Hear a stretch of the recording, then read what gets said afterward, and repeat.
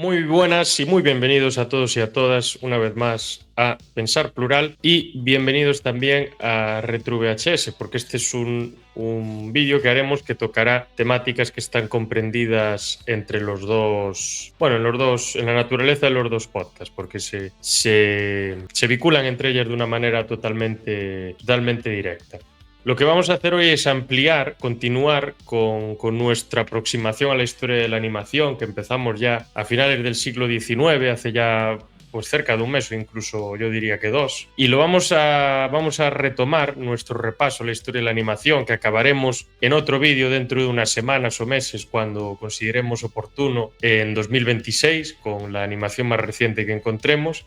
Vamos a retomarlo en el año 81 y vamos a irnos hasta el año 2000, hasta el cambio del milenio, que algunos creían que era el fin del mundo, pero que no lo fue, por desgracia para ellos y por suerte para otros. Y para ello pues tenemos a Daniel, que es el que va a llevar la voz cantante, porque yo del tema pues controlo lo justo y él es el que está más metido en este ámbito, sobre todo si nos vamos a la animación del estudio Ghibli, a la animación de Hayao Miyazaki y compañía. Yo lo que voy a hacer pues es de oídas y de básicamente todo lo que fui adquiriendo en mi infancia, porque realmente la mayor parte de estas producciones pues son las que veía yo cuando tenía 5, 6, 7, hasta 12, 13 años o 14, y básicamente pues eso, ir apuntando pues lo que se me vaya ocurriendo, pero dejándole a Daniel la voz cantando. Y nada, lo primero que darte muchas gracias por estar aquí nuevamente y vamos a entrar ya en el meollo, aunque antes de empezar con el primer bloque, te quería preguntar si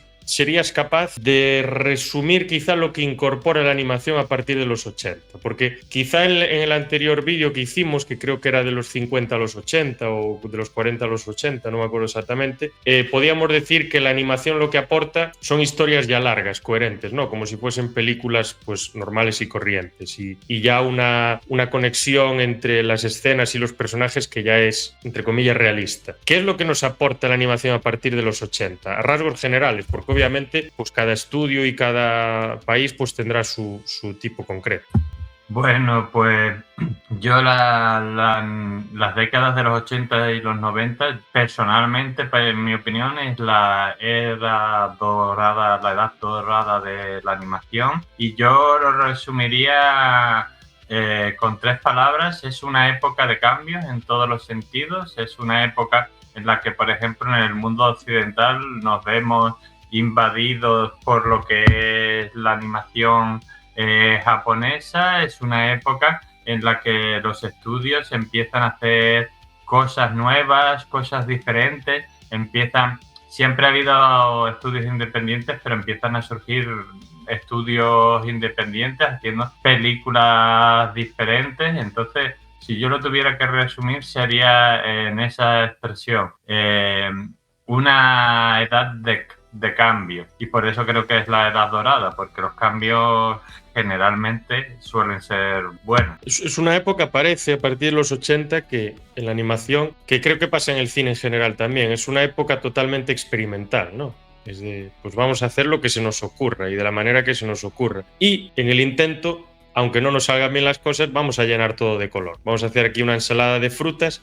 Es que los 80 estéticamente son eso, una ensalada de frutas, y cuantas más frutas se te ocurran, se te van a quedar cortas para describir la estética de esta década. Luego los 90 se vuelven un poco más sombríos, quizá en la animación no tanto, creo que la animación, bueno, un poco también, y los 2000 como que tienen también un aire un poco más sombrío, aunque bueno, hay unas producciones también increíbles.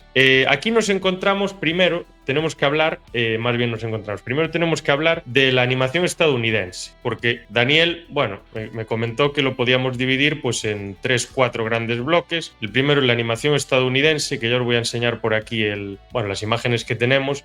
Luego pasaríamos a la animación europea, luego estamos con el anime japonés y luego con el estudio Ghibli, que no es anime en el sentido estricto, pero bueno, parecido, solo que es otro tipo de producciones, pero bueno, está semejante estéticamente por lo menos. Dentro de la animación estadounidense obviamente tenemos que hablar de Disney, pero en Disney se produce una peculiaridad muy curiosa y se produce una etapa que es la etapa oscura de Disney, que es algo sin precedente y que creo que no ha vuelto a pasar, que son como unos 10 o 12 años, desde el 77, 78, que Disney empieza a producir películas que son de fantasía oscura y que son películas que en algún momento llegan casi a rozar el terror. Y creo que no solo de animación, creo que hay una película de personajes de carne y hueso, no me acuerdo ahora del nombre, algo de una, creo que va sobre una casa encantada, no me acuerdo exactamente lo que es la película, cómo se llama la película, que es bastante tenebrosa. Y aquí tenemos una gran representante de esta etapa de Disney, que es la de Black Cauldron, o Tarón y el Caldero Mágico del 85, que Daniel es un gran amante de esta película, a mí me la recomendó, la comentamos hace un tiempo, año y medio, una cosa así, y la verdad, pues acertada, porque es una película que está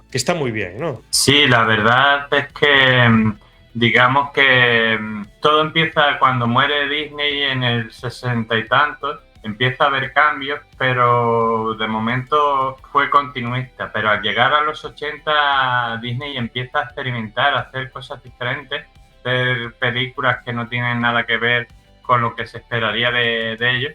Y entonces hizo muchas películas de culto como Tarón y el Caldero, pero también fue una época que económicamente les fue regular. O sea, muchas de esas películas han sido, como la de Tarón y el Caldero, reconocidas a posteriori. En su momento solo por unos pocos.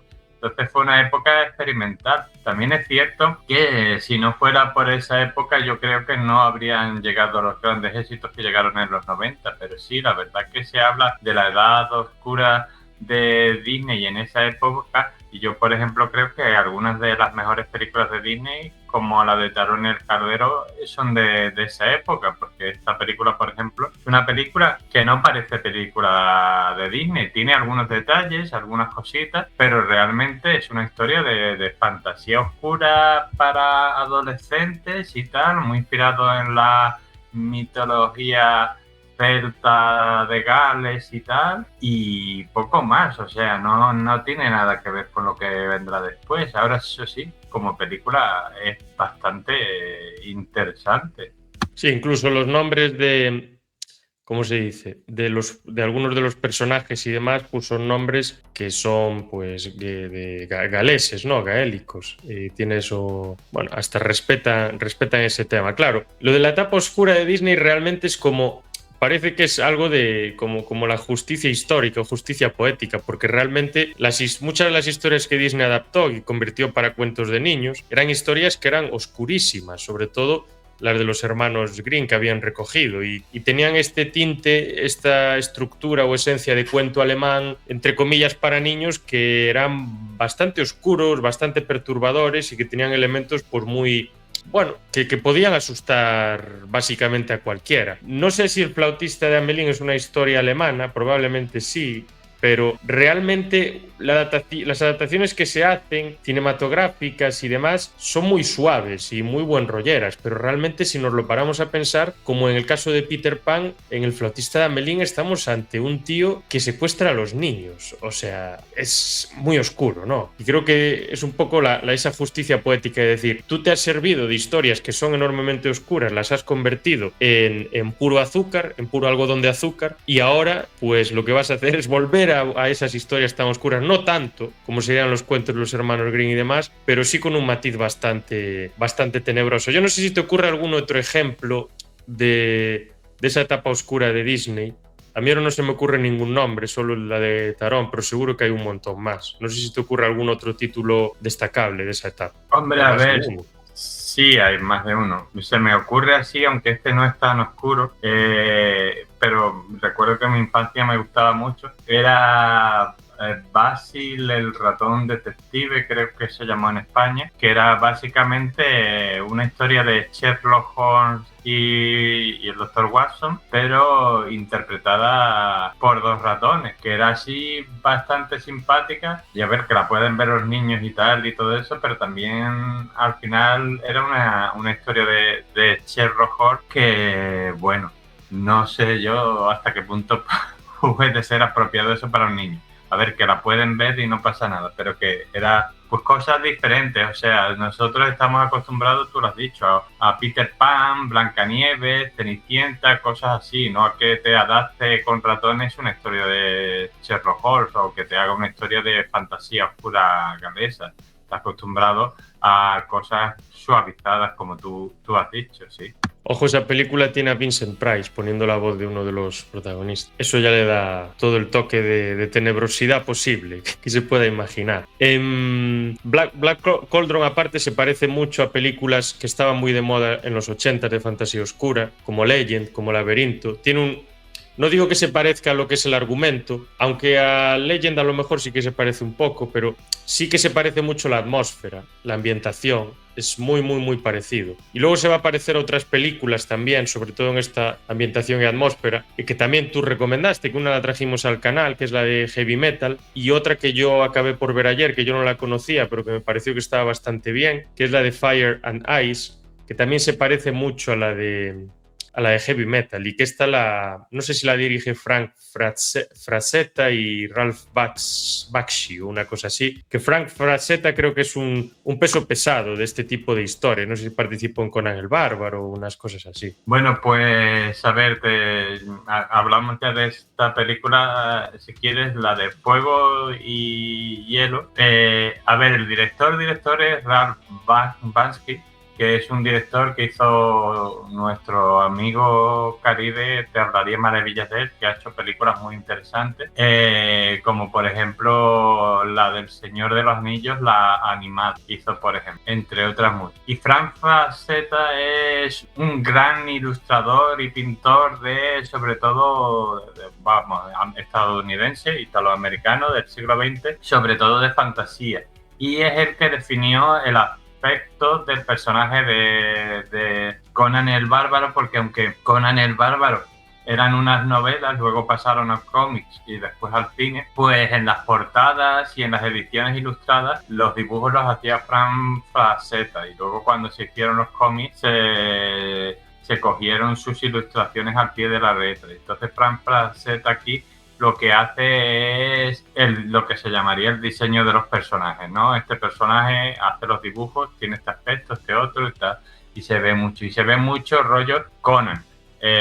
Aunque Frank Frazetta no solo hizo Conan, pero es lo que ha hecho lo que le hizo más popular, pero es muy famoso por sus ilustraciones de libros y también ilustraciones interiores de libros de fantasía y algunos de ciencia ficción también.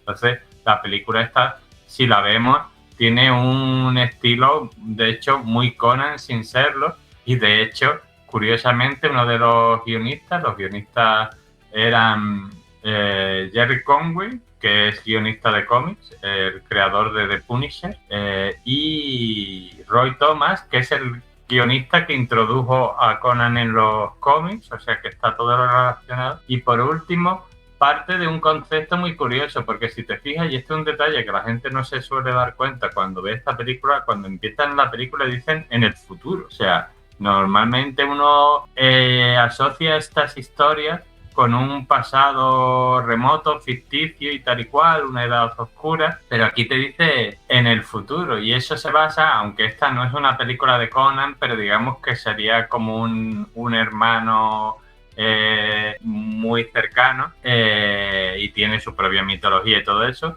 pues se basa en un concepto en el que creía el autor de Conan, el autor me refiero, el escritor, que yo últimamente digo, a lo mejor va a tener hasta razón este hombre, y era que cada cierto tiempo la humanidad pasaba de la civilización a la barbarie, luego se volvía a la civilización y otra vez a la barbarie. Digo, viéndolo visto últimamente como estas cosas, a lo mejor tenía esta razón. Y entonces, basándose en este concepto de esta película de bárbaros que tú imaginarías en el pasado, te la sitúan en el futuro. O sea que este podría ser, aunque no lo es en la película, el descendiente de Conan del futuro, casi. Sí, es totalmente. O sea, este hombre, Frank Frazetta, era un poco más el que diseñaba los personajes, su aspecto estético y demás. Sí, realmente estéticamente se parece mucho. Animación puesta en escena también a Heavy Metal. Y claro, eso que comentas es un poco la ley del péndulo esa de que una sociedad pues llega a civilizarse y sofisticarse mucho, y luego hay periodos en los que se produce un retroceso, se cae a la pérdida de la civilización y a la barbarie y demás. Claro, yo estaba pensando ahora que realmente para que se pierda la civilización tampoco es necesario que se pierda la tecnología, porque podremos vivir en un sistema como este sin ser civilizados. Podríamos ser unos auténticos animales y tener tecnología a nuestra disposición. De hecho, en algunos momentos parece que estamos llegando a una suerte de situación semejante, que esperemos que solo sea un espejismo, solo sea un conato, porque si no vamos a tener un problema, la verdad. Pero bueno, la película es original también en el sentido en el que mezcla esos dos elementos, hielo y fuego, que están como en una suerte de balance, como que estén equilibrados los dos, pues hacen que la naturaleza y todo lo que está comprendido entre los dos, pues que esté equilibrada también, que no sufra sobresaltos y que funcione todo de una manera normal. Pero claro, tenemos a uno de los que controla uno de los dos principios, que es el hielo, que es un auténtico desalmado, que quiere expandirse, que quiere controlar lo suyo y lo de los demás. Y entonces ahí pues empiezan a pasar una gran cantidad de cuestiones que podrían pasar, obviamente salvando el tema del hielo y del fuego, que no los controlamos tanto de momento, pero que podrían pasar en la sociedad actual, de decir que un líder político que se considera que es el representante de la paz en una cierta zona del mundo y entonces considera pues que tiene la legitimación para poder atacar a otro territorio y dominarlo, para así controlar esos recursos, esos elementos que en ese lugar del mundo se tienen. Al final es un poco lo mismo, por no decir exactamente lo mismo, cambiando el elemento de fondo, porque al final hielo y fuego pues son recursos. Y la película es cruda, es dura, o sea, esto ya es una película para adultos y tiene también escenas, no voy a decir subidas de tono, pero bueno, que no serían escenas para niños, tiene bastante sangre, mucha violencia, es una película muy dura y es una película muy rápida, es muy trepidante, no se enredan en diálogos innecesarios y desde el primer momento la película va a lo que va.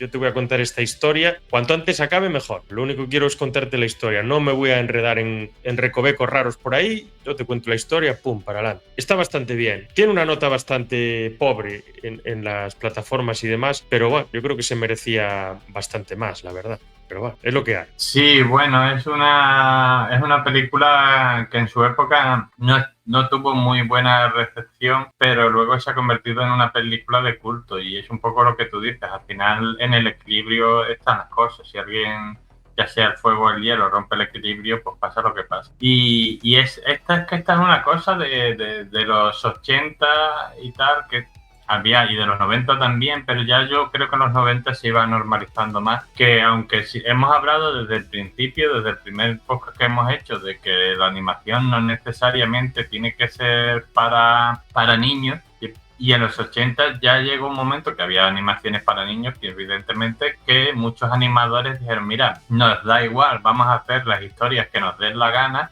Lo mismo es heavy metal, que es fuego y hielo. Si tú llevas a tus niños a ver esta película, pues mira, allá tú, este es tu problema, pero que nosotros vamos a hacer las historias que queramos y cuando sean historias para niños, pues serán para niños y cuando sean para adultos, como fuego y hielo, pues van a ser para adultos y va a haber violencia y va a haber sexualidad y va a haber de todo, o sea, es un poco eso, llevar...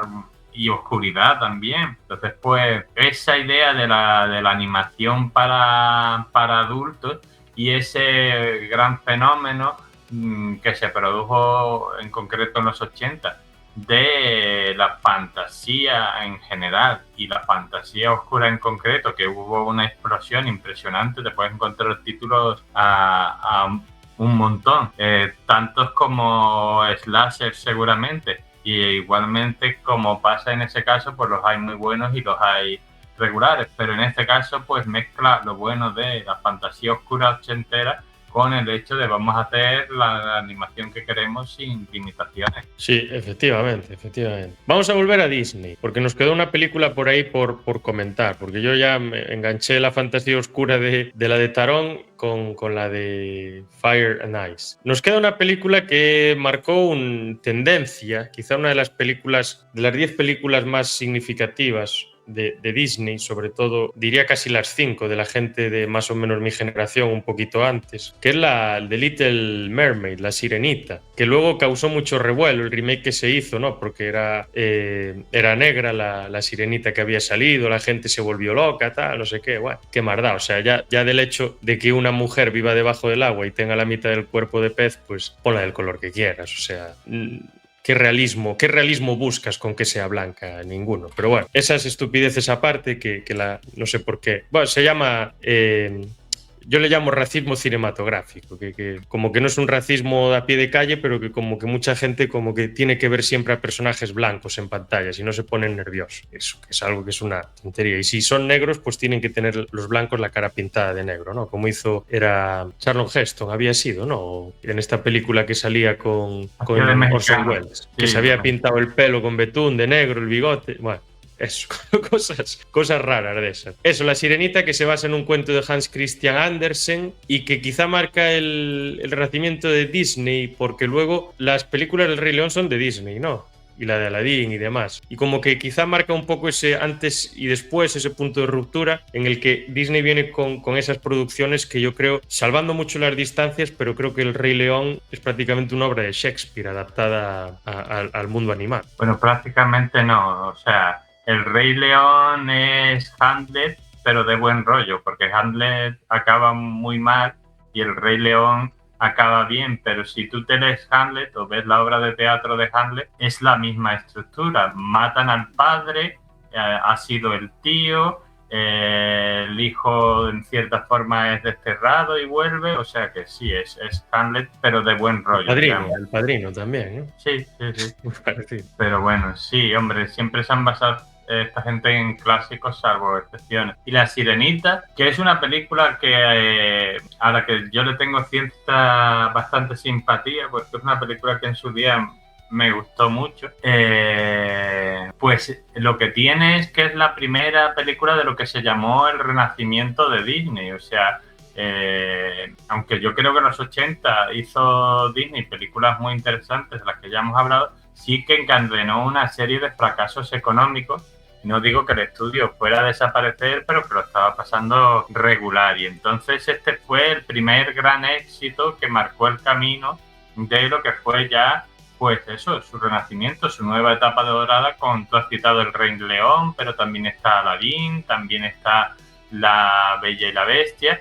Y me atrevería a decir, hombre, claro que seguro que hay gente que si le preguntas, dime 5 películas de Disney, te puede decir Peter Pan, Blancanieves y tal, pero me atrevería a decir que a la mayoría de la gente, si le preguntas, dime 5 películas, 3 o 4 van a ser de esta era, o sea, el Rey León, yo qué sé, eso, La Sirenita, Aladdin, etcétera. No había una de Dumbo y una de Pinocho también por ahí, ¿no? O era de Pixar, sí, eso. La de Dumbo y de Pinocho de animación fue, sí, en la época anterior, en las décadas de los 40, creo que era Dumbo, y Pinocho por ahí, sí.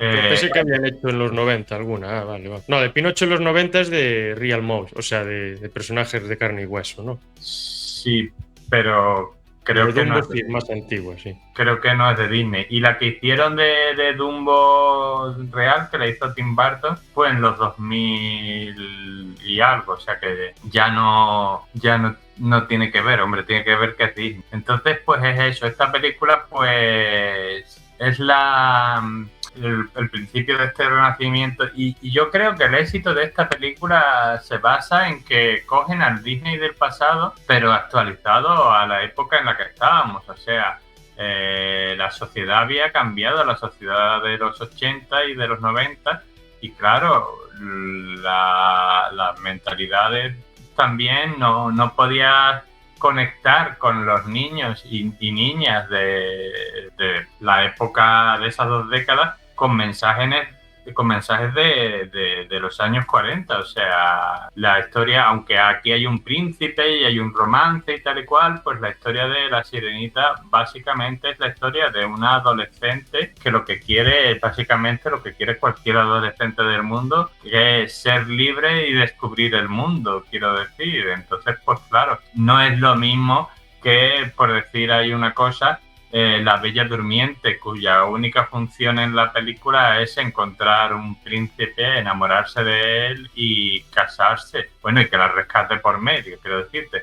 Aquí ya es otra cosa. Evidentemente que sigue la estructura clásica, sigue habiendo un príncipe y todo el rollo, pero en el fondo la película es la historia de una chica que lo que quiere es conocer el mundo y ser libre. Y ya concluyendo, las películas de Disney, como son en parte musicales, se pueden entender mucho por las canciones. La canción principal, bueno, todo el mundo recuerda Bajo el Mar, pero esa no es la canción principal, esa es la canción marchosa. La canción principal que da el tema de la película es la que canta ella cuando está en la habitación esa con un montón de objetos que ha cogido de la superficie y empieza a decir ¿qué tengo aquí? ¿Qué lindo es un tesoro que descubrí y tal? Y empieza a hablar de sus sueños de viajar a la superficie. Entonces, de eso va la película y yo creo que por eso tuvo el éxito, porque era una película de un adolescente hecha para los adolescentes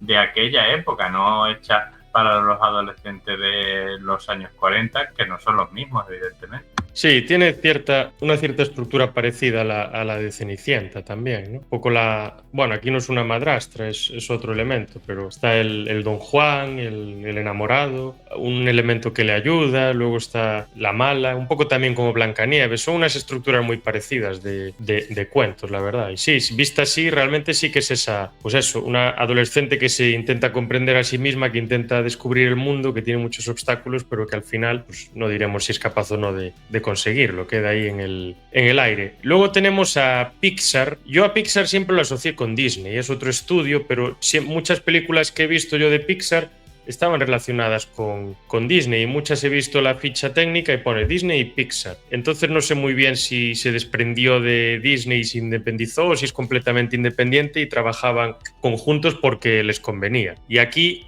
y ahora ya te dejo, la que se lleva la joya de la corona pues es Toy Story, que a mí es una película que me encantó de pequeño, me gustó muchísimo, tenía los muñecos, me encantaba, estaba obsesionado, casi tanto como con Pequeños Guerreros, pero no tanto, y me he visto pues todas las que han salido, que va a salir ahora una dentro de poco, y me parecen todas muy buenas, pero he de decir que las dos primeras me parecen magistrales. Creo que la 2 todavía más, que es cuando se meten en un aeropuerto que está escapando Buzz Lightyear del malo este malísimo de la galaxia.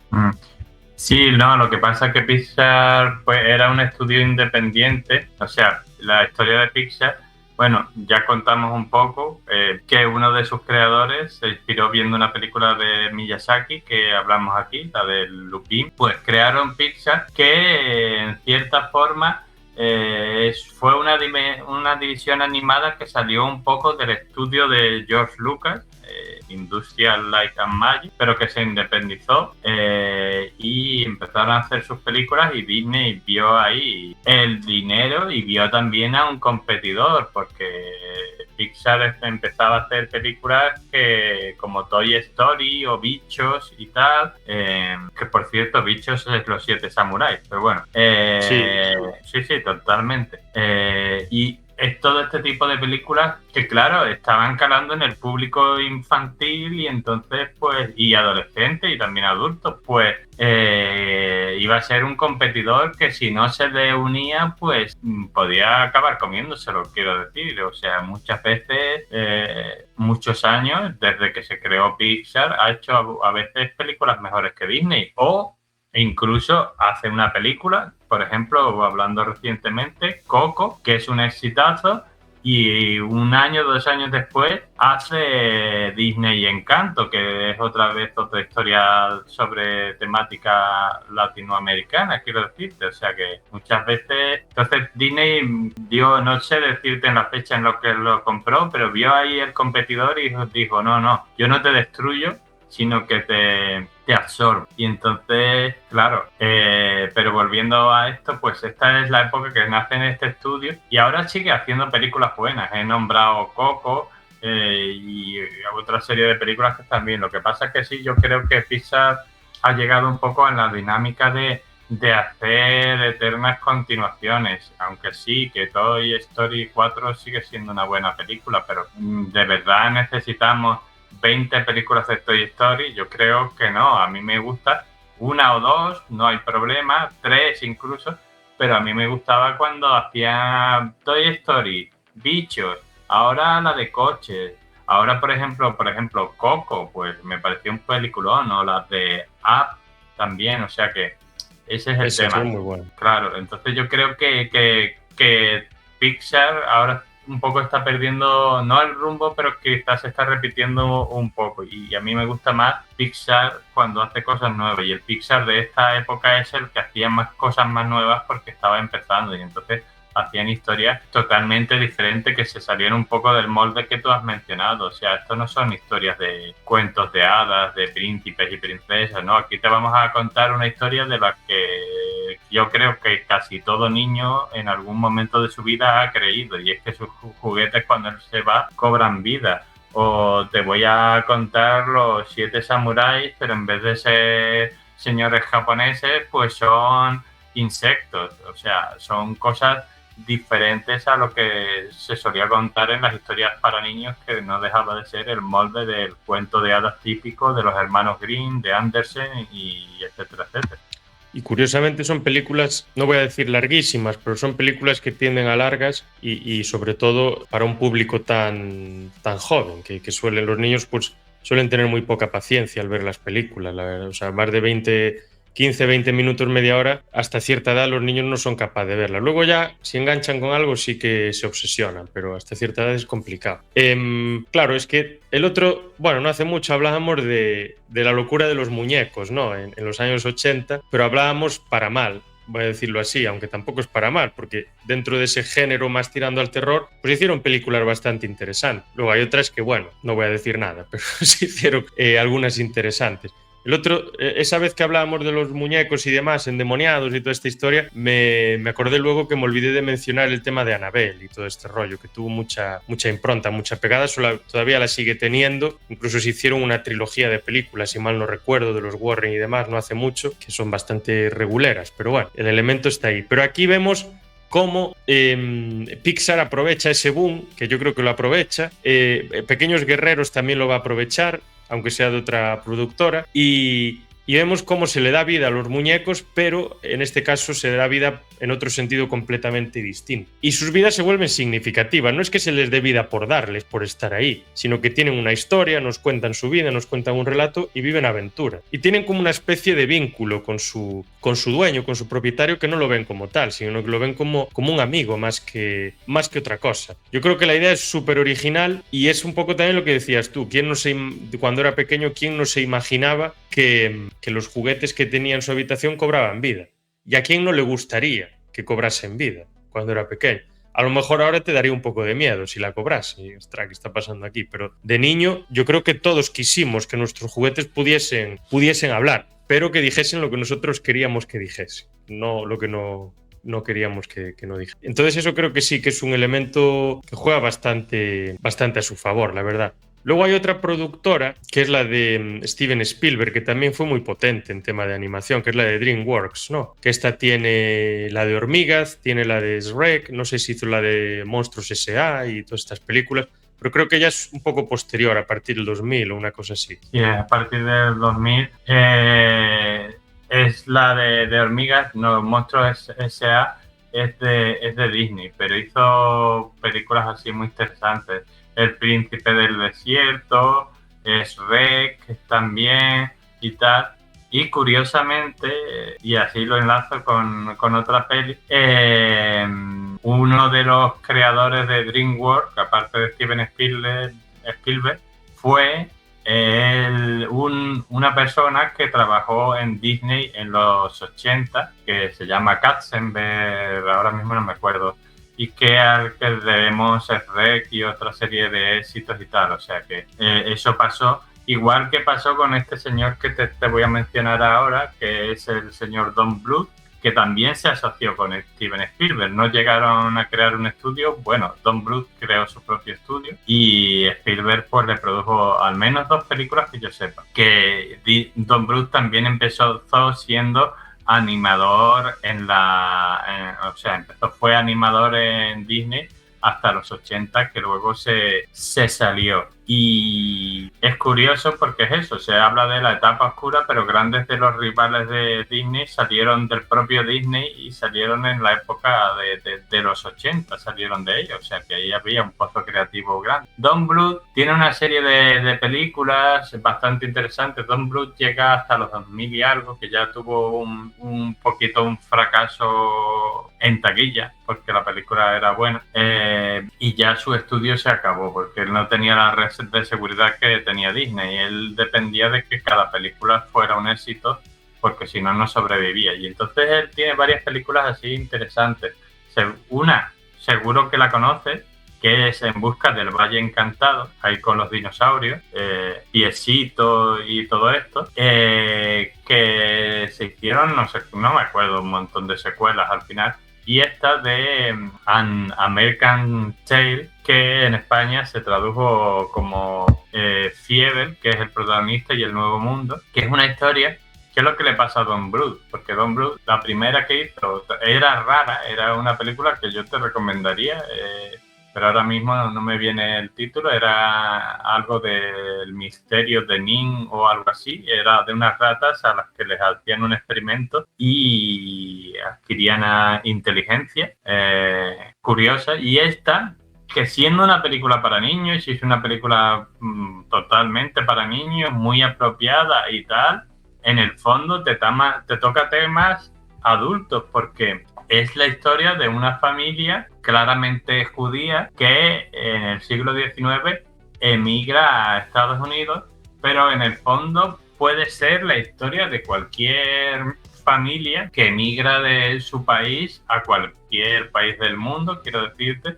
y es en el siglo XIX, porque es en la época que se produjo esta inmigración judía grande, pero podría ser hoy en día, por lo cual es un poco es eso. Y trata un tema bastante adulto, pero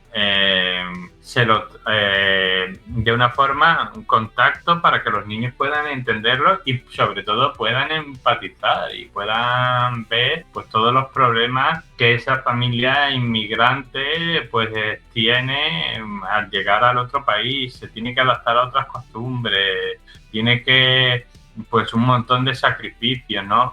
Ha dejado su hogar, tal, y entonces pues es lo que interesante que tiene estas películas y este autor, que te tocaba temas interesantes siempre, pero en esta en concreto es eso, que al final, incluso en el cine para niños de animación, te das cuenta que realmente puedes tocar cualquier tema siempre que lo toques con una cierta sensibilidad y cierta cosa, porque los niños realmente tontos no son. Lo que pasa es que tienen menos conocimiento del mundo y tienes que explicarles las cosas de una forma más, a lo mejor más sencilla, pero bien explicado pueden entender cualquier tema, hasta la emigración. Yo ya de hecho, metiéndome un poco en problemas, se la pondría a esta película hasta incluso a ciertos políticos nacionales y extranjeros para que se enterasen un poco de lo que va la historia.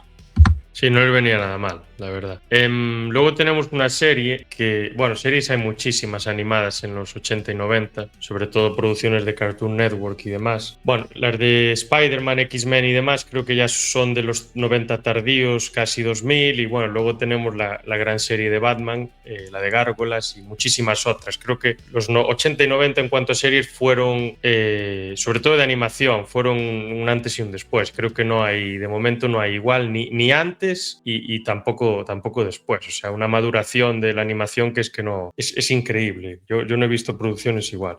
Y aquí nos encontramos con The Simpsons de Matt Groening, que es el primer capítulo pues sale en el año 89, eran unos capítulos pues muy humildes, muy cortos y que eran muy diferentes a los que estamos acostumbrados, y duraban 5 minutos o una cosa así. Yo me acuerdo de un capítulo de Homer persiguiendo a Bart por la casa y Bart estaba con una toalla así sacándose brillo al trasero y demás.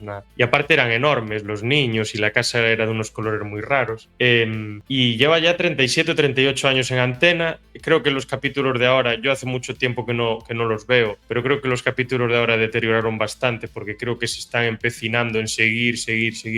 Pero me parece una genialidad en el sentido de que es una especie de sitcom, pero pasada a los dibujos, a la animación. Es una sátira brutal de la sociedad americana y ya no tan americana, que incluso en la traducción al castellano, que marcó la época, la vida de tantos de nosotros cuando éramos pequeños, porque lo echaban al mediodía y muchos comíamos, a lo mejor no viéndola, porque no nos dejaban ver la tele al comer, pero al acabar de comer, y comíamos rápido para poder ir a verla. Y también las echaron en otras franjas horarias y demás. Ahora se perdió esa costumbre, pero bueno. Era bastante potente, entretenida, tocaba temas de una manera muy, muy chistosa y muy ingeniosa, y era una forma interesante de presentar la sociedad americana al resto del mundo, la verdad, y aparte graciosa.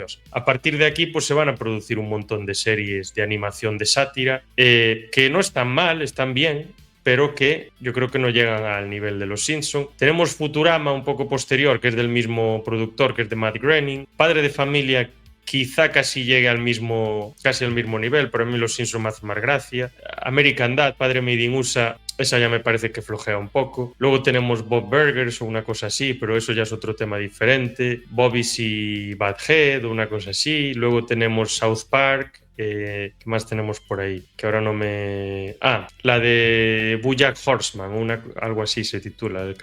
Claro, todas estas series que tocan temas diferentes cada una, yo creo que no existirían sin Los Simpson. Creo que Los Simpson es la serie que dice, ahora esto se puede hacer, no solo se puede hacer, sino que esto le gusta a la gente. Es el proceso de maduración de la animación, es decir, ahora los dibujos son humoristas, son satíricos, o sea, personajes satíricos que se burlan de absolutamente de todo, que hacen gracia y que entretienen. Entonces podéis empezar a hacer lo que queráis. Y a Los Simpson creo que hay hasta películas, un montón de videojuegos. Es una franquicia formidable. Económicamente es, vamos, irreprochable todo lo que llevan haciendo. Sí, a ver, es que es eso, tú lo has dicho, en los 80 y los 90 hubo series de animación de gran calidad, como todas las que tú has mencionado, o también, pues, por ejemplo, Dragones y Mazmorras, que aquí en España se le llamó El amo del calabozo, porque bueno, así son. Y entonces, pues, es un poco eso,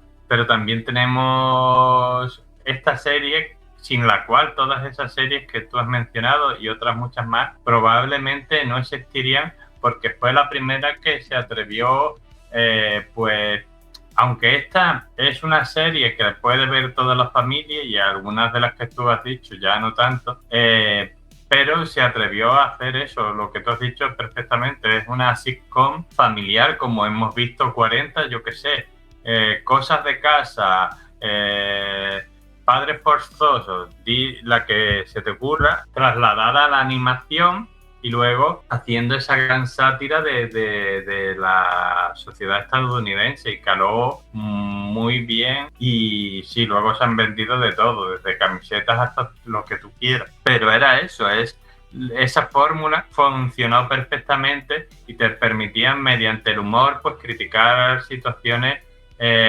reales y tal que sucedían. O sea, yo siempre, por ejemplo, recuerdo el episodio en el que el señor Barnes quiere convencer a la gente de que haga no sé qué cosa y nadie le escucha, porque él va ahí trajeado y tal y cual, y entonces se viste como una persona normal con su camiseta, se pone un gorrito de estos así y tal y cual, y dice la misma cosa, y todo el mundo le escucha porque dice, es que este es uno de nosotros y tal, quiero decir. O sea que en realidad pues estaba diciendo una cosa que por desgracia pasa, y es lo que tiene esta serie, y por eso tuvo tanto éxito. Y para concluir, yo diría, yo también estoy de acuerdo, yo dejé Los Simpsons ya hace tiempo, aunque ha sido una serie que me ha gustado mucho, porque ya le pasa un poco eso, yo creo que se está agotando. Yo no sé si acabar la serie, aunque yo creo que ya sería el momento, pero si no, por lo menos Los Simpsons necesitan un descanso de unos años, y si acaso se ven con ideas nuevas, volver, porque yo creo que ya un poco el pozo está agotado. Pero en su momento de éxito, que fue en finales de los 80 y sobre todo en los 90, Los Simpsons pues fue una fuente de originalidad de la que han bebido multitud de series de televisión y plataformas de animación que, pues si no hubiera existido, pues probablemente no las tendríamos. Sí, efectivamente. Vamos a pasar ahora a la animación europea. Aquí Antes hablamos de DreamWorks y Chicken Run, pues es una producción con base británica, pero es de DreamWorks. Aparte, lo interesante de la película es que como que esta mezcla, esta combinación entre el ámbito británico y estadounidense lo refleja, con la conexión que se produce entre ¿cómo se dice? Un gallo estadounidense de Brooklyn, creo que dice que es, y luego tenemos al resto de gallinas, gallos y la granja que está en Yorkshire, que creo que está esto todo ubicado en el año 54, después de la Segunda Guerra Mundial. Y vemos, pues creo que refleja muy bien ese espíritu tradicional tirando a rancio de algunas partes del Reino Unido, sobre todo de Inglaterra y sobre todo de ese tipo de señora Rothermeier que tenemos ahí, que es el puño de hierro, es la dama de hierro, ¿no? Como Margaret Thatcher casi, tan férrea, tan rígida en sus convicciones y tan determinada que es capaz de hacer lo que sea para que su negocio funcione. Y bueno, vamos viendo un poco, a mí me recuerda mucho lo que se va viendo, seguro que esta película la conoces, seguro que leíste el libro, la de Granja de Animales, de ¿cómo se llama? George Orwell, ¿no? Sí, George Orwell. La de Rebelión en la Granja. Perdón, Rebelión en la Granja. Eso, Granja de Animales no tiene nada que ver, eso es una bizarrada de los 80, nada, que es una cosa de Lovecraft y demás, nada. Perdonad todos, perdonad por haber mezclado estas películas, Rebelión en la Granja. Y está incluso en castellano, se le puso el subtítulo de Evasión en la Granja, o sea, se está haciendo una referencia clara. A mí me recuerda mucho a ella, porque realmente tenemos un grupo de gallinas que están obligadas a ser explotadas a cambio de 4 copos de maíz, 4 granos de maíz, viven en unas condiciones horribles y realmente pues, están produciendo por encima de sus capacidades, están destrozadas, muy cansadas, alienadas, todo en contra de su voluntad y realmente pues deciden sublevarse y escaparse, pero veremos que no es tan fácil y veremos que al principio convencerse de que la mano que te está dando el maíz es la misma que te está quitando la vida es muy complicado y es un reflejo muy bien hecho para niños de cómo algunas relaciones entre los empresarios, jefes y propietarios de empresas y sus trabajadores pueden llegar a ser, y por desgracia muchas son así y antes todavía eran peores. Incluso hoy tenemos algunas que son horripilantes y que pueden ser incluso peores. Me parece muy original esta película, muy bien hecha y muy reivindicativa, en esa línea con Rebelión en la Granja. Sí, además esta película yo la veo un poco como una mezcla entre Rebelión en la Granja y también una mezcla entre ese tipo de películas que se hizo en los 60, 70, que hay una, por cierto, que le gusta mucho a Phantom, que es muy buena, que se llama Evasión, con Steve McQueen y tal, que se quieren escapar de un campo de prisioneros nazis y tal. Pues es una mezcla entre esas dos cosas. Entonces, sí, pero y aprovecha para criticar a los británicos y también a los estadounidenses, porque al gallo americano lo ponen básicamente como un charlatán y a veces un poco farsante. Pero sí, se dan mucha caña a sí mismo. Y sí, está ahí DreamWorks detrás, pero DreamWorks en este caso son los que ponen el dinero, porque la producción de la película es británica. La hace el mismo estudio, el estudio Aardman, que es el estudio que hizo también todas las películas del estudio Aardman, hasta donde yo sé, son de stop motion. Pues se llamaba, ha hecho películas y también series, Wallace y Gromit, que es esta de este inventor así que es calvo, con poco pelo y con un perro, que el perro es muy inteligente y tal, pues es el mismo estudio que hizo esta serie de historias. Y sí, de nuevo vemos que aunque es una película dedicada al público infantil, bueno, a toda la familia diría yo, pues trata muchos temas serios como los que tú has mencionado. O sea, es una película sobre la explotación, sobre la libertad.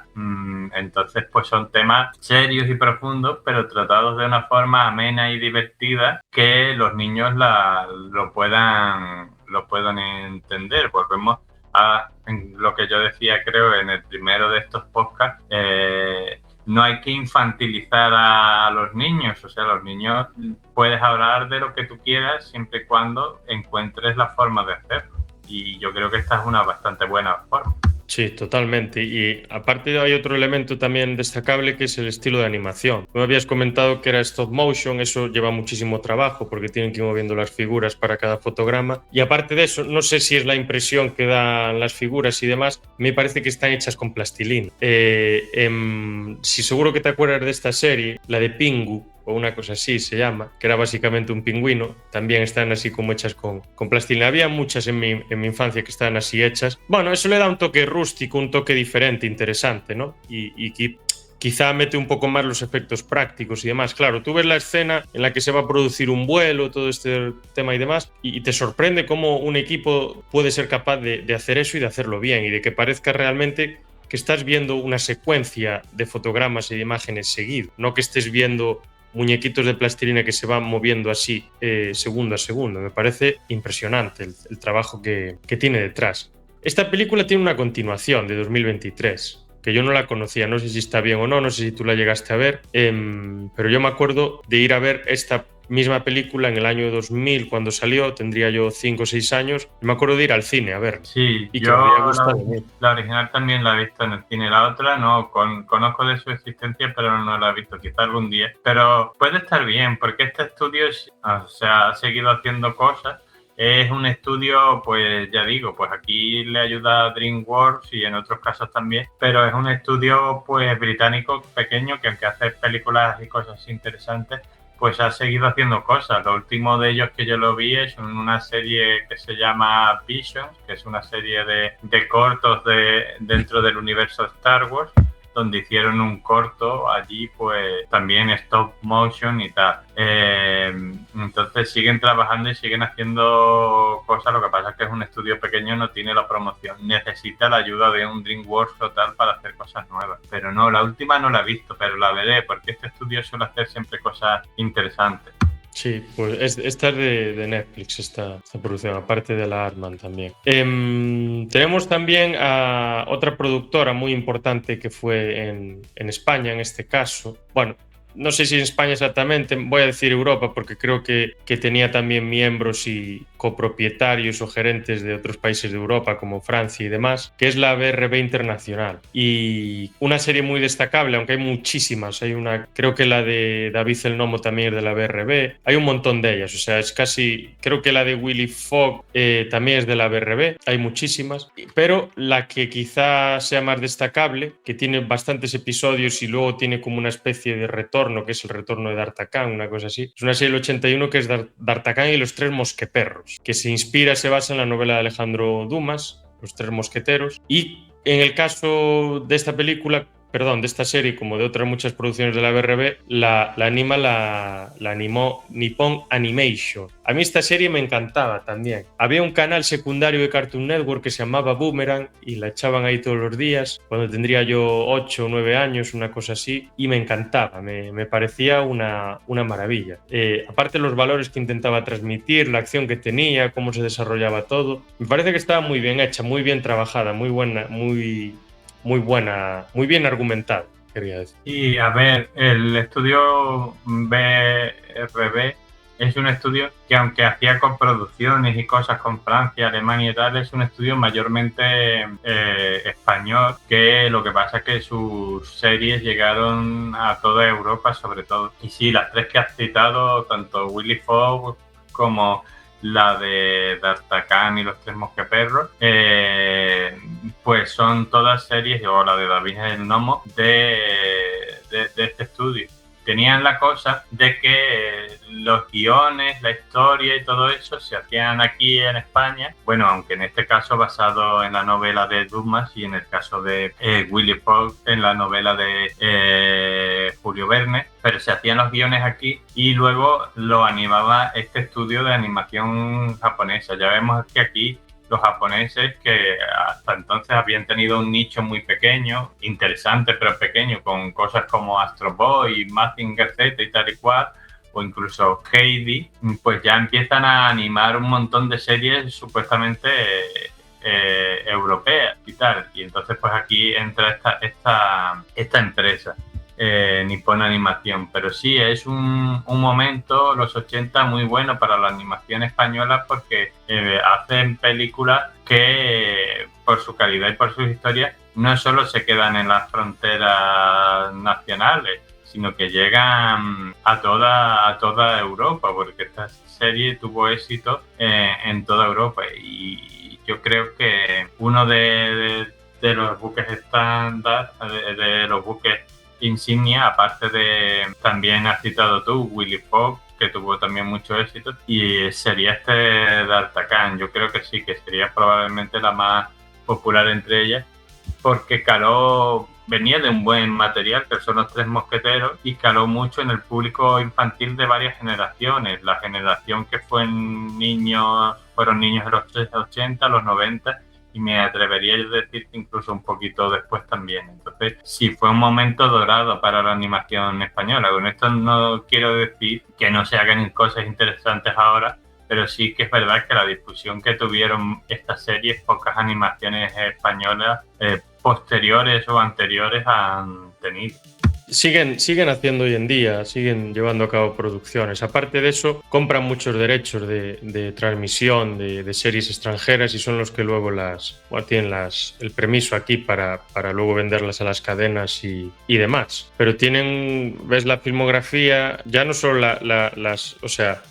todas las series que han hecho, sino la filmografía en sí. Tiene un montón de películas, tiene Sandokan también, Zipizape, Los Intocables de Elliot Mouse, que me acuerdo de ella, que era un ratón. O sea, tiene un montón de producciones, la verdad está muy bien interesante. Por lo menos una compañía, una productora española que intenta tener una estructura, que intenta hacer algo, porque la verdad son bastante, bueno, por las circunstancias que sea, suelen ser bastante dejadas, suelen ir las cosas bastante mal y no suele haber estructura de producción ni de dirección y demás. Pero bueno, aquí vemos que por lo menos en la animación pues sí que se consiguió con obras pues como esta, como D'Artagnan y los Tres Mosqueperros, Willy Fogg, David el Gnomo. Hay una que es de Rui el Pequeño Cid, que creo que fue la primera que hicieron, la de Zipizape, Sandokan, etc. O sea, una cantidad ingente de producciones que siempre tenían detrás, casi siempre, compañías asiáticas que hacían la animación. Una era la One Production, que era la de Taiwán, y luego teníamos Nippon Animation, que era de Japón.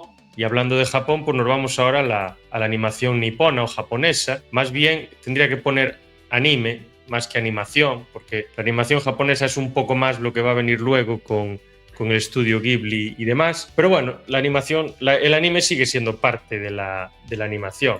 Claro, aquí podríamos estar hablando 25 horas del anime japonés, porque es que no es ni un género, porque cada anime es diferente, se puede englobar en un género distinto.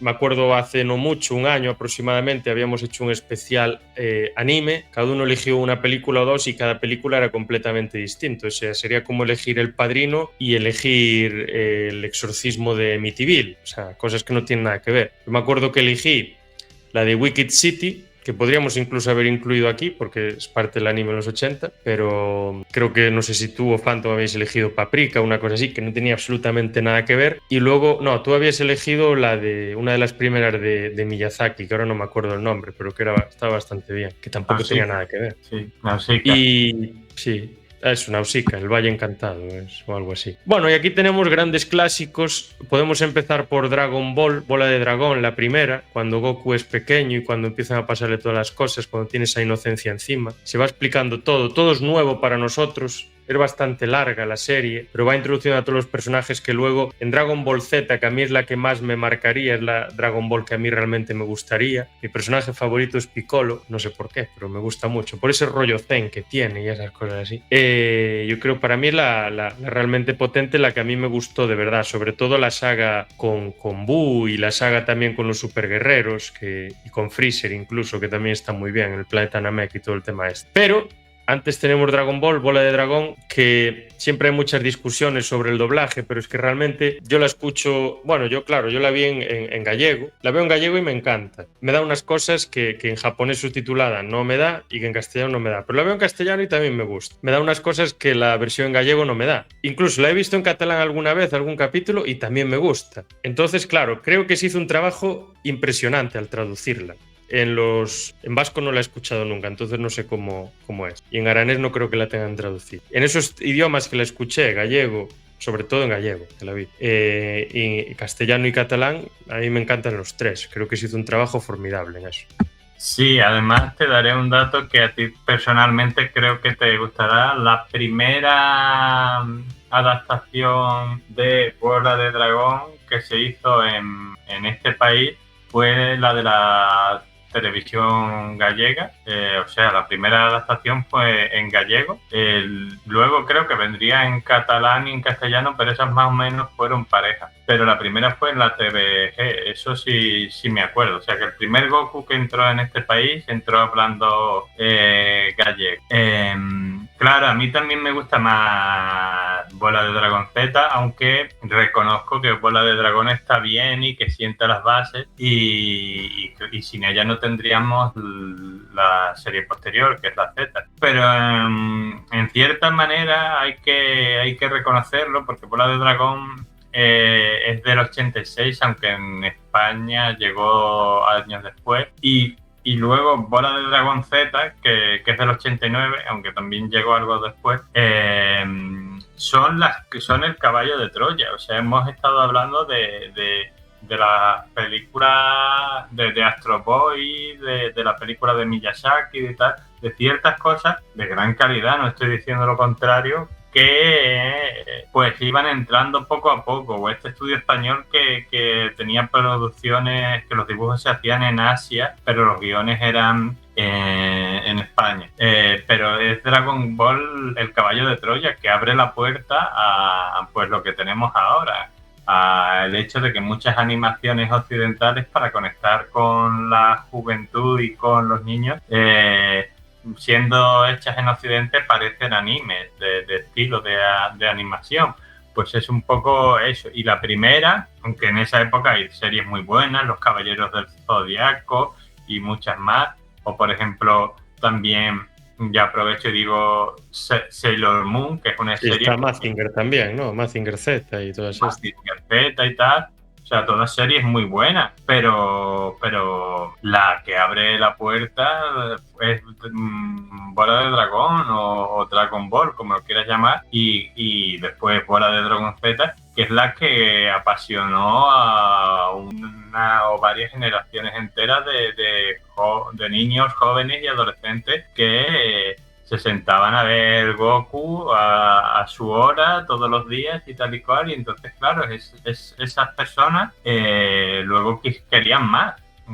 Esto nos ha gustado, queremos, y entonces entraron otras series, otras películas. Vamos, fue tan grande la revolución que hasta entonces en España y en Europa en general no existía el manga, o sea, los tebeos japoneses no existían porque no los compraba nadie, pero en ese momento la gente empezó a decir no, pues queremos los cómics de Bola de Dragón o queremos el tal, y empezaron a salir, o sea que no solo revolucionó e introdujo la animación japonesa a lo bestia en Occidente, sino que además introdujo el manga, el cómic japonés en Occidente. O sea, fue una revolución. A ver, a mí la serie me gusta mucho, pero sí, siempre se puede decir, pues esta otra serie está mejor, está cual. Y yo no le quito ni una coma a eso, pero las cosas son como son. O sea, sin Bola de Dragón y Bola de Dragón Z, pues probablemente el anime no habría entrado por la puerta grande como entró gracias a estas dos series. Bueno, luego se nos olvida comentar otra gran serie que ahora se me acordó, que es la de Oliver y Benji, que también marcó un antes y un después, y que gracias a esa serie en Japón el fútbol empezó a ser un deporte bien considerado y uno de los deportes nacionales, aunque tienen otros por delante. Pero bueno, hoy en día ya juegan muy bien, los jugadores japoneses son muy buenos, muy técnicos sobre todo, muy organizados, y eso les llevó incluso a meterlo tanto en la estructura de su país que llegaron a organizar un mundial junto con Corea del Sur. Le fue mejor a Corea del Sur, que llegó hasta semifinales, pero bueno, Japón tiene participaciones en las que ha llegado hasta cuartos de final, creo, Corea del Sur también, o sea que estamos hablando de selecciones que ya le pegan bien a la pelota. Y esas dos series yo creo que fueron un poco las que abrieron el melón a todas las demás. Luego vinieron prácticamente todas. Una de ellas fue Sailor Moon, que yo nunca fui muy fan de ella, nunca la vi demasiado, pero sí que he de decir que la intro me gustaba mucho. Y yo cuando era pequeño, todas estas series las echaba en la televisión de Galicia, la Bola de Dragón, Sailor Moon, y echaban la de Detective Conan también muy famosa. La de Detective Conan sí que me gustaba bastante. Sailor Moon yo lo que hacía era ver la intro y cuando se acababa la quitaba y ponía otra cosa. Porque la intro me encantaba y con la luna, con todas estas historias, pero nunca supe muy bien de qué iba la temática de Sailor Moon. Hombre, pues es una serie que tuvo mucho éxito en su momento y hoy en día. O sea, tú has hablado en la plataforma de la Gran N, pues tienen la serie. Te puedo decir que, por ejemplo, las hijas sobre todo una de un amigo mío, siguen la serie y son bastante porosas, sobre todo la grande.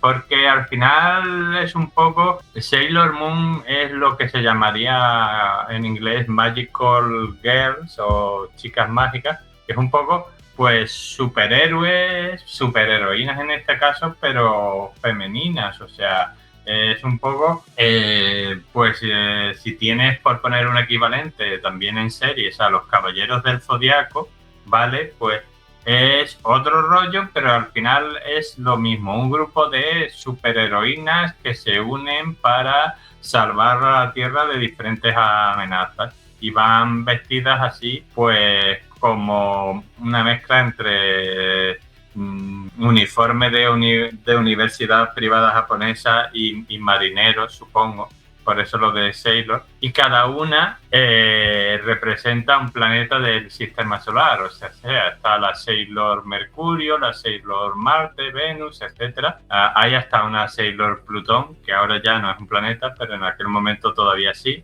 la pobrecita. Y la única diferente es la Sailor Moon, que es la luna, que no es un planeta, pero que al final es la protagonista. Y entonces este grupo de superheroínas juveniles pues se unen para eso, enfrentarse a diferentes amenazas. Entonces por eso es muy rollo, sin ser sangrienta ni nada de eso, porque el público al que iba dirigido es distinta, pero es muy rollo en la temática como los Caballeros del Zodiaco, uniéndose para vencer a amenazas que en solitario no podían. Pero la serie está bastante bien y también tuvo un boom importante, aunque yo creo que evidentemente Dragon Ball tuvo más importancia porque abrió la puerta, pero es una serie que, ya digo, tiene la importancia desde que hasta hoy en día pues se sigue poniendo y se sigue emitiendo en muchos sitios y ha influido a muchas animaciones posteriores.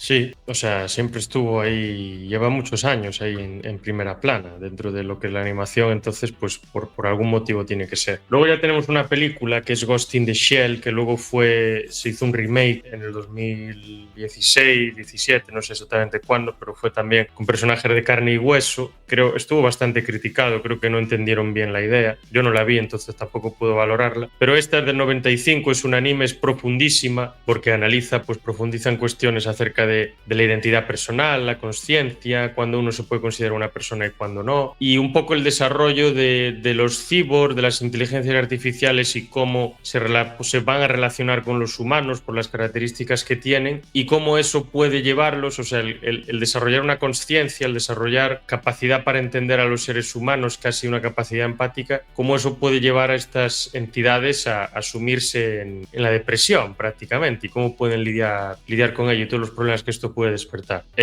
Bueno, poco hay que decir de esta película. La comentamos la comentamos en Retro VHS, entonces casi que mejor emplazamos a quien quiera saber algo más de ella, pues a esa review que hicimos, porque si no, esto se nos puede alargar 3, 4 o 5 horas más, porque realmente la película tiene mucho que decir. Tiene muchísimas cosas que analizar. Pero no sé si, Daniel, quieres comentar algo por encima y ya pasamos a la guinda del pastel, al estudio Ghibli. Sí, no, brevemente pues mencionaré 3 cosas. La primera, tú has mencionado la versión americana. El problema de la versión americana es que le pasa como muchas versiones americanas sobre cosas japonesas que se quedan solo con el movimiento, la acción, pero no con la parte reflexiva y diría hasta un poco filosófica que tenía esta película. Y luego en esa época hubo muchas películas japonesas de este estilo, de ciencia ficción meditativa y tal. Yo he elegido esta porque es una de las más potentes, pero en esa década de los 90 hay muchas películas japonesas así bastante interesantes, por ejemplo, por mencionar Akira también.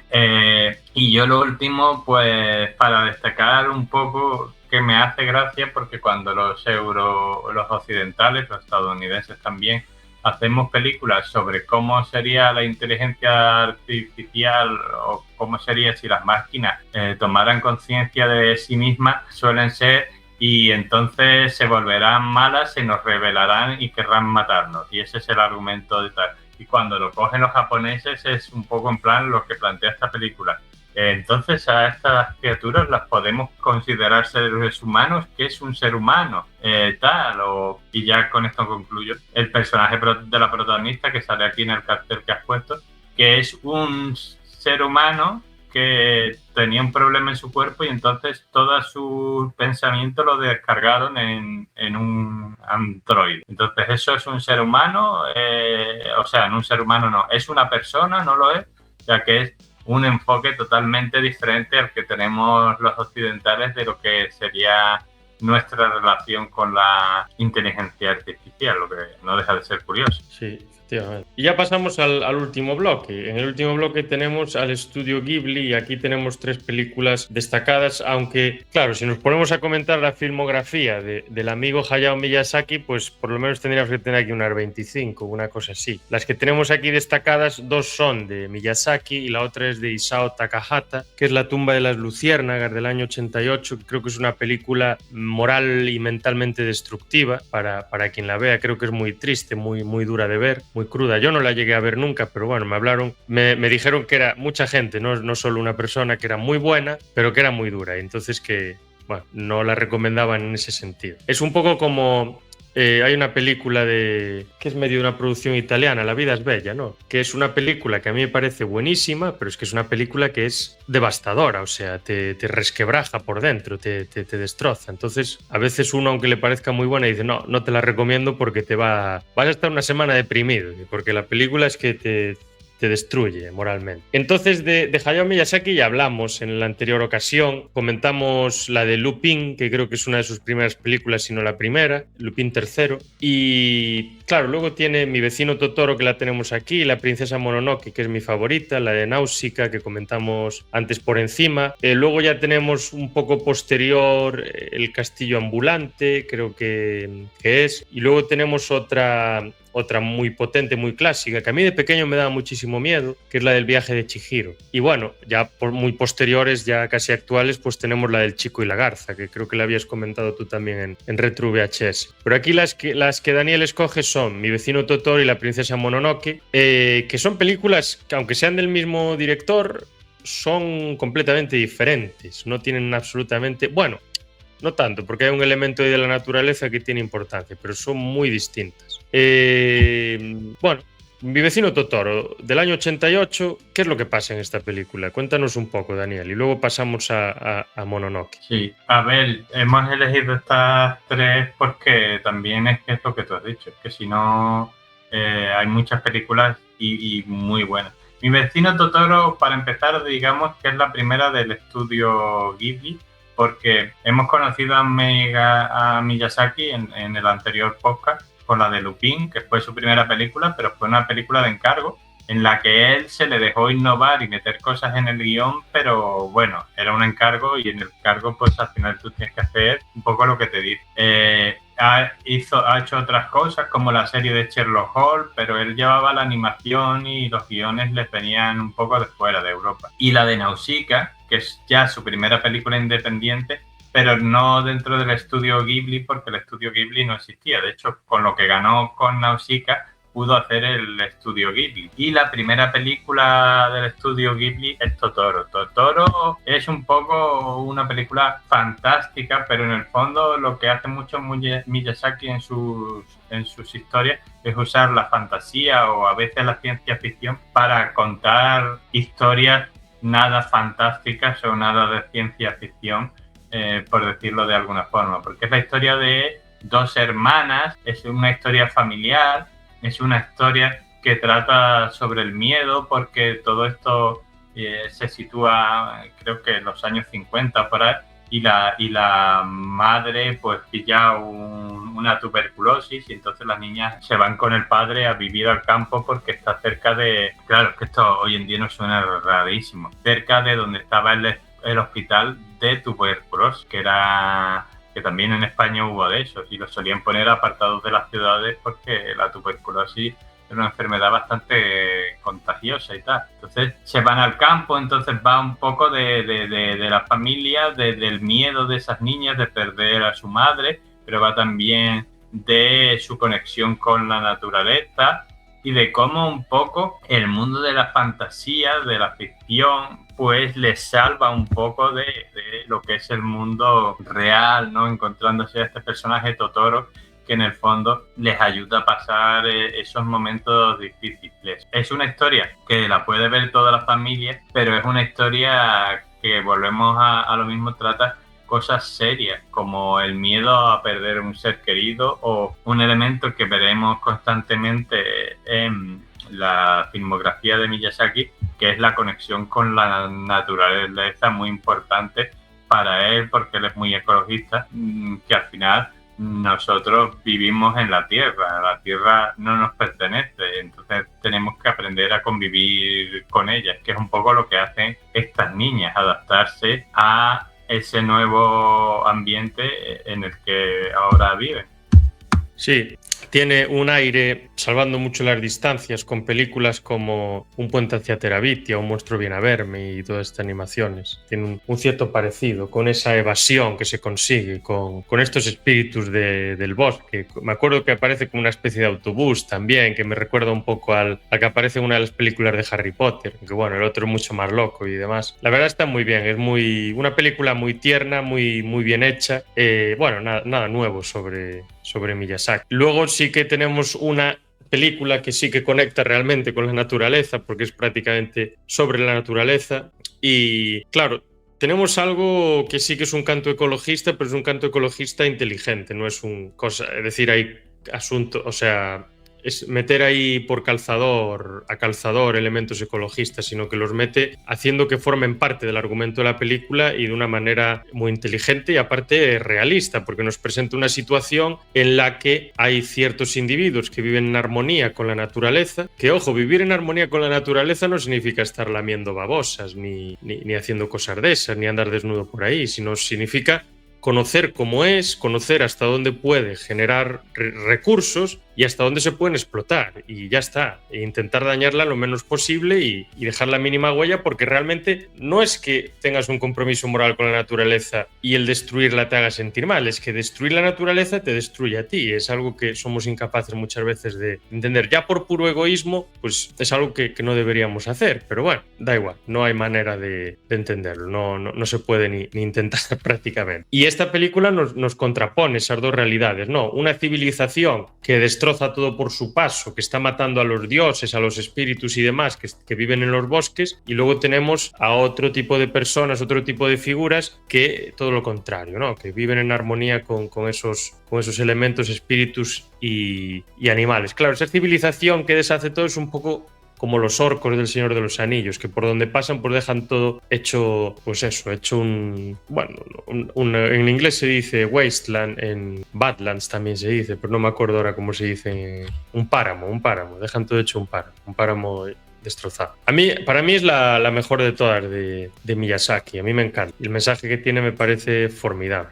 Sí, además he contado un poco antes, es uno de los grandes hitos suyos.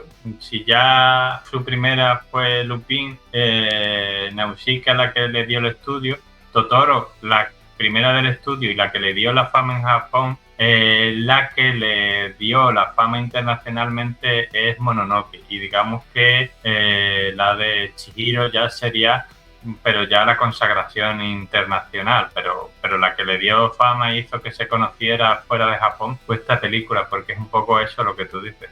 Y sí, es verdad, había no sé quién que decía, a la vida en la Tierra nosotros les importamos un bledo, quiero decir, la vida en la Tierra ha sobrevivido a 5 extinciones masivas, o sea, puede sobrevivir a una sexta, pero nosotros a lo mejor no. Pero es un poco eso, y es un poco lo que trata muchas películas de Miyazaki, pero sobre todo esta, y es lo que tú has dicho, es el desarrollo sostenible, o sea, nadie dice que ahora tengamos que prescindir de la luz eléctrica y vivir con velas y volver a las cuevas y tal y cual, o sea, no se trata de eso, pero se trata de un poco un desarrollo que sea sostenible, que pueda convivir con lo que es la naturaleza.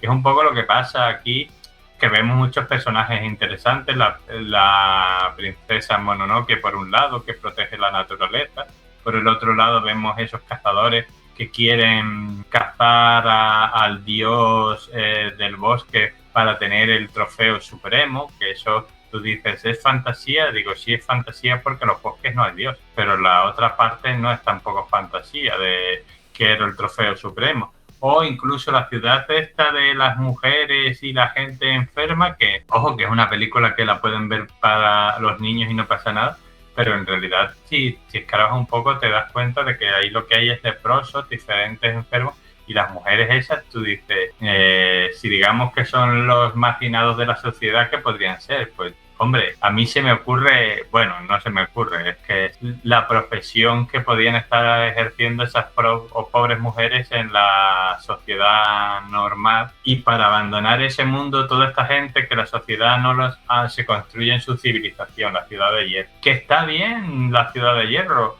o sea, la idea es buena, y lo que pasa, y aquí está un poco la lección de Miyazaki, es una cosa que también aprovecho a comentar, muy curiosa en las historias de Miyazaki, que salvo excepciones, no es como la animación occidental donde están los buenos y los malos.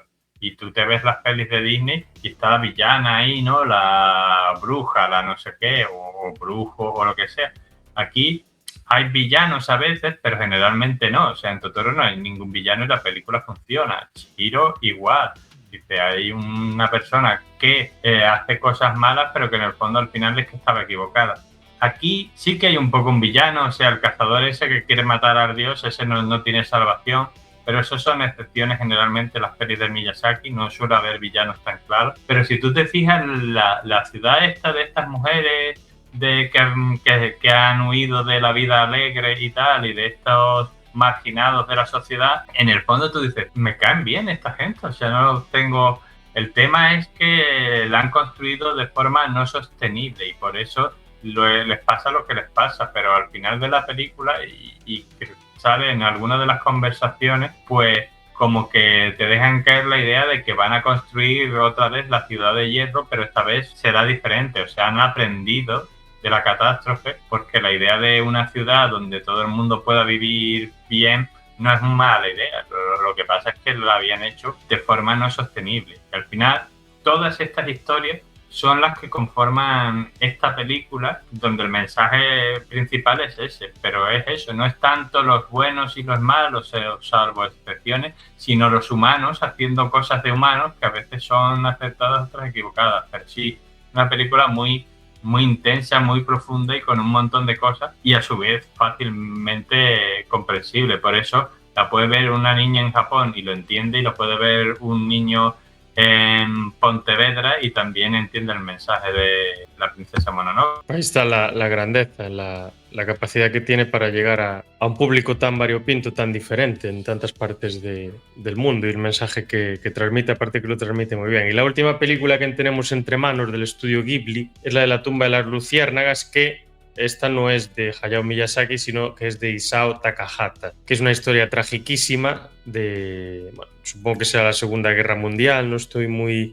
seguro, no soy muy conocedor, pero bueno, eso, que es una película moralmente destructora, y por eso la hemos elegido para comentarla justo al final del podcast. Entonces, ¿de qué va un poco esta película? Cuéntanos y ya sí cerramos este repaso a la historia de la animación desde el año 81 hasta el año 2000, que luego continuaremos en otro momento desde el año 2001 hasta el año 2026, hasta el año en el que vivimos hoy.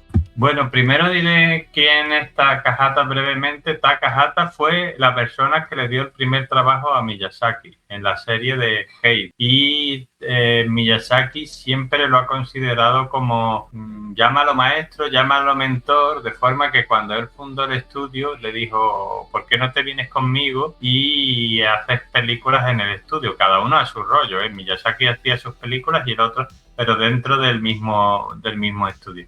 Y el otro le dijo que sí, entonces ha hecho diferentes películas. A mí me gustan más las de Miyazaki, creo que son más profundas y tal. Bueno, a mí creo que a la mayoría de la gente, no solo a mí. Pero Takahata tiene películas muy buenas, como esta, tiene también Recuerdos del Ayer y películas así. Entonces, pues, dicho esto, La tumba de las luciérnagas es una historia, como tú has dicho, totalmente tristísima. Es una de esas películas que es para ver una vez en la vida. Ya 2 o 3 ya es masoquista y a ti te gusta sufrir. Pero es una película muy bien hecha, una película que te cuenta una historia muy buena y otra vez no es una película para niños. Me he pasado parte del podcast diciendo esto es para niños, esto no, o esto aunque tomo cartas más adultos, pues la pueden ver los niños tal y cual. Esta no, a no ser que quieras traumatizarlos de por vida. O sea, es una historia de durante la guerra y la posguerra japonesa de 2 niños que pierden a los padres y entonces malviven. O sea, es que es una historia que seguramente haya pasado en Japón, no con los nombres de estos personajes, bueno, en Japón y en tantos sitios después de los conflictos bélicos y tal. Entonces malviven comiendo lo que pueden, cuando pueden, vagabundean porque no los quieren en ningún sitio, viven un tiempo con, creo que era una tía, pero la tía les trata muy mal, así que al final les trata como que si les estuviera, sois mi obra de caridad y deberíais darle las gracias y tal, que es un poco en plan, bueno, realista en el fondo en muchos casos, aunque no es mi idea de la familia, pero bueno, por desgracia pasa. Entonces tienen una vida malísima hasta que la hermana de él enferma. Yo no voy a contar ya más aquí de la película porque lo interesante es verla, pero es una película en la que tú ves que ellos intentan durante todo el tiempo levantar cabeza, pero cada vez que intentan levantarla no lo logran. Les pasa algo que hacen, pues se enferma la hermana, pues no sé qué, pues no sé cuánto, y es un poco eso. Y entonces no es una película para niños para nada, es una película para adultos que podría haberla hecho, si no fuera de animación, Kurosawa o cualquier otro director japonés famoso, o incluso un director occidental, y en vez de ser en Japón, que fuera en cualquier guerra de las que hemos tenido en Europa, solo que en vez de ser en imágenes reales, en carne y hueso, no, es de animación, pero es una película típica de posguerra, desgarradora, que lo que muestra son situaciones reales. Entonces, pues aquí vemos un poco como el estudio Ghibli toca un poco todo, desde la fantasía, ciencia ficción para todos los públicos, hasta en ocasiones películas pues que son directamente para público adulto, y por eso este estudio en general y estos 2 directores en concreto, aunque más Miyazaki creo que han conquistado el mundo de la animación y están considerados unos de los grandes de ese mundo, inspirando a muchos, entre ellos a Pixar, pero a otras compañías también. Sí, pues nada, muchas gracias a todos por habernos visto, escuchado, y muchas gracias también a Daniel por este rato hablando de todas estas producciones de animación desde el año 81 hasta el 2000, y nos vemos en la próxima. Saludos.